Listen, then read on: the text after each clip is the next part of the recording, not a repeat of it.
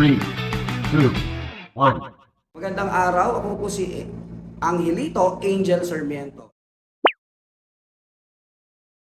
Isa po akong Trinitians, dito rin ako nag-aral.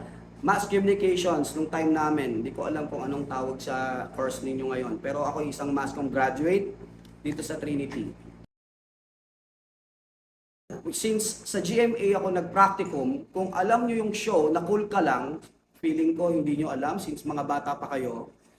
Nung 90s, merong sitcom sa GMA na Cool Ka Lang. Ang mga artista niya ay sila Raymart Santiago, Joey Marquez. At maswerte ako dahil nung nagpa-practicum pa lang ako, naisama na ako sa mga remote shoot ng Cool Ka Lang sa Bigan, sa Cavite. Meron silang mga remote na special nila. Kailangan nila ng tao, practicumer ako, lalaki, madaling isama. So, pag nagtatrabaho sila, ako natututo. So, malaking bagay sa akin yun na practicumer pa lang ako, ang dami kong na nasamahan na show. Since doon ako sa GMA nag-practicum, meron na ako mga nakilalang tao. So ngayon, meron ako nabalitaan na isang executive producer na nangangailangan ng lalaki sa show. Kung alam nyo yung show na Kiss Muna, sila Joey De Leon, si Aramina, si Joey Marquez, si Jo Marie Iliana, si Elizabeth Oropesa, si Ina Raimundo, puro sexy yung artista namin. Tapos, nangangailangan sila ng lalaki. Kasi nung time na yon, ang ginagamit na tape ng GMA ay Betacam. Kung hindi nyo siya alam, ang Betacam ay, ang 60s niya, 60-minute niya ay ganito kalaki at ganito kataas. Ang isang piraso niya ganito kakapal. So kung bibit-bitin ng babae, mahirap eh. Kaya kung manap sila ng PA na lalaki, ang kailangan lang nila Angel, kailangan namin na magbubuhat ng tape. So, yun. So, nag-apply ako, natanggap. So, tinrabaho ko. After nung nag-PA ako, ilang taon lang, nagkaroon ng sis. Kung naaalala nyo, si Janice and si Jelly. Nung time na yon, bata pa ako, si Lito Calzado ang floor director ng sis.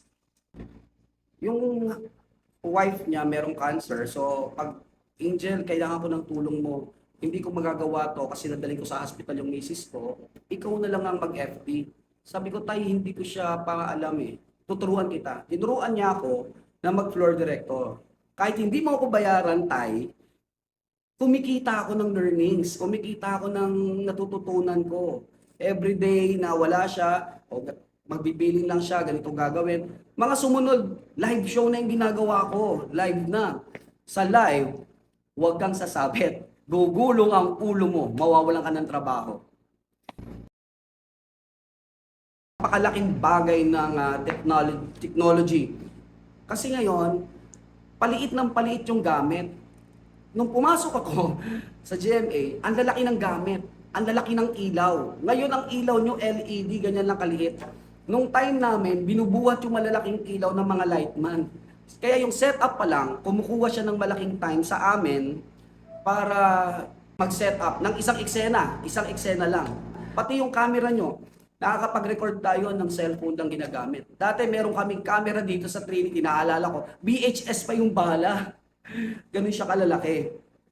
Pag nag-shoot kami, hihiramin namin dito yon sa AVR, yun ang gagamitin. Pero sa GMA ganun din. Nag-start malalaki yung gamit, hanggang sa palit siya ng palit. Dati gumagamit pa ng tape sa GMA, ngayon, card na lang ang ginagamit namin.